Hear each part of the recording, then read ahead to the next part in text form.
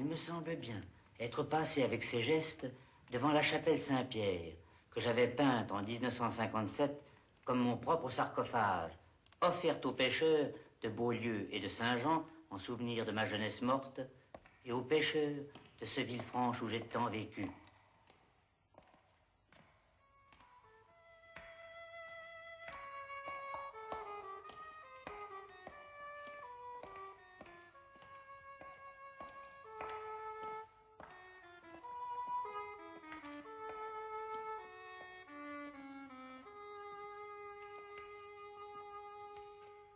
J'aimerais, évidemment, qu'on emporte de moi l'image de cet autre, de ces nombreux autres que j'ai été, et de cet autre mystérieux qui m'habite. Eh bien, qu'est-ce qui vous arrive? N'essaye pas de me dire que tu ne l'as pas vu. Je l'ai vu comme je vous vois. Il a fait semblant de ne pas me voir. Vous avez assez crié partout que si vous le rencontriez, vous ne voudriez même pas lui serrer la main. Il me hait. Je me suis servi du film comme d'un véhicule de poésie, pour montrer des choses que je ne peux pas dire. Si je raconte qu'un homme entre dans un miroir, on hausse les épaules, mais si je le montre, ah.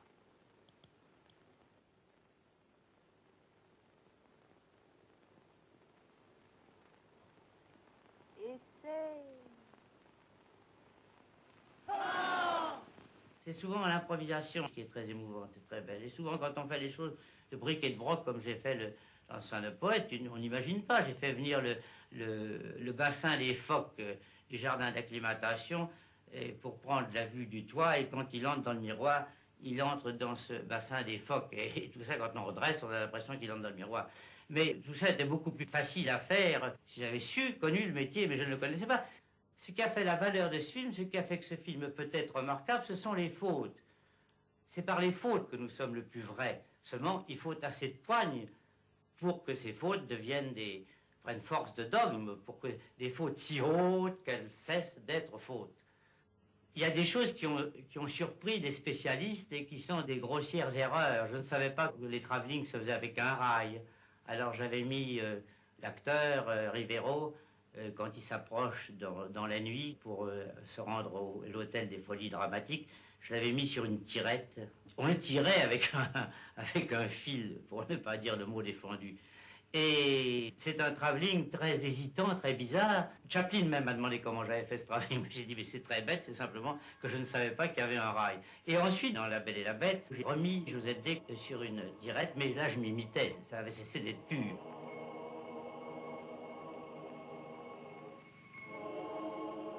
Il arrive qu'on se laisse envoûter par une atmosphère énigmatique, celle des rêves, entre autres, et j'estime qu'une œuvre peut intriguer sans être comprise, attacher sans qu'on en fasse la preuve par neuf, et trouver son équilibre sans être soumise aux disciplines de la règle d'or. C'est probablement ce qui se produit quand mon film intéresse des maquilleurs et des habilleuses. Je m'excuse de vous parler avec des yeux qui ne sont pas les miens. Mais j'ai ces yeux parce que je vais croiser Jean Marais dans le rôle d'Édipe, aveugle, et je le croise sans le voir, car dans le texte, il est dit que quand nous avons beaucoup souhaité connaître certaines choses, nous les voyons trop tard et nous les voyons sans les voir. Je n'aime pas ce qui est poétique, j'aime la poésie, c'est-à-dire la poésie qui se fait toute seule, dont on ne s'occupe jamais. Une œuvre d'art n'a l'excuse d'être que si elle est une solitude partagée par un grand nombre, grâce au seul moyen qui puisse la rendre accessible aux autres. Devant une page, devant de l'encre, je m'ennuie. Il faut que je travaille avec mes mains. Je suis un artisan, un ouvrier, c'est pour ça que je m'entends si bien avec mes ouvriers du cinématographe. Il n'y a pas chez moi d'acteur proprement dit. Le scénario comporte très peu de personnages, un personnage principal, 2 ou 3 personnages principaux, et puis on rencontre des figures énigmatiques, eh bien.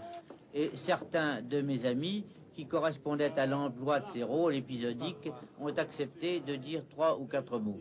Nicole Courcelles figure et ne dit rien. Sans l'incroyable modestie de Daniel Gélin, jamais je n'aurais osé lui confier un texte qui ressemble étrangement au silence. Ils tournent parce que ce sont mes amis, mais ils ne tournent pas parce qu'ils sont célèbres. Le premier secrétaire de son Altesse Sérénissime va vous recevoir. Porel, le mari de Réjeanne, disait toujours, pendant les répétitions, autour de Madame Réjeanne, de la grisaille, de la grisaille. Alors, c'était plus facile pour les acteurs d'être de grands acteurs. La carte du prestidigitateur sortait plus vite. Il n'y a plus de ces acteurs burlesques que j'ai connus quand j'étais jeune.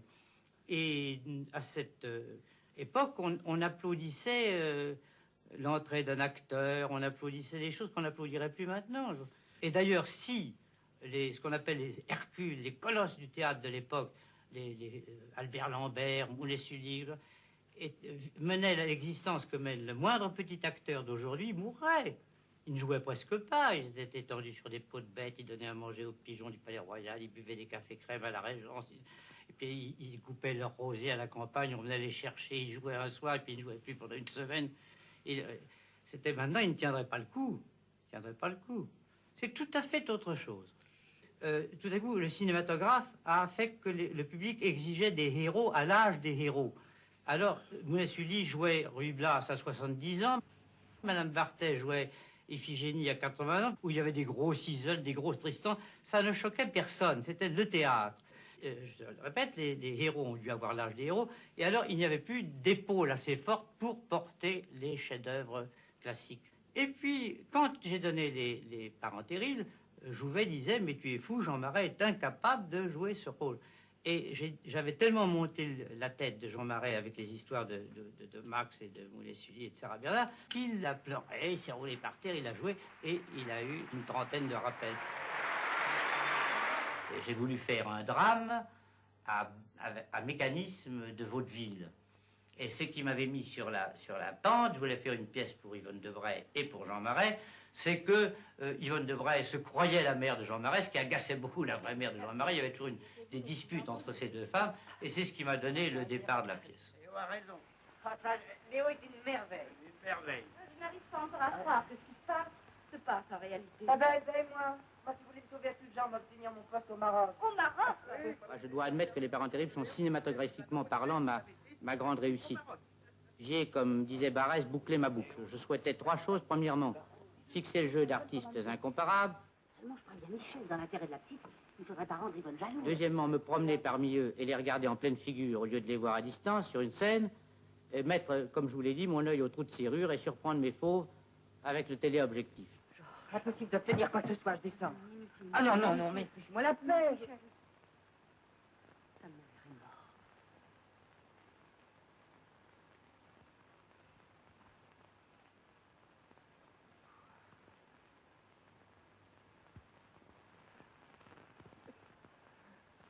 La pièce reprenait donc à l'écran la force de l'écriture et ce noir de l'encre qui se dilue au feu de la rampe.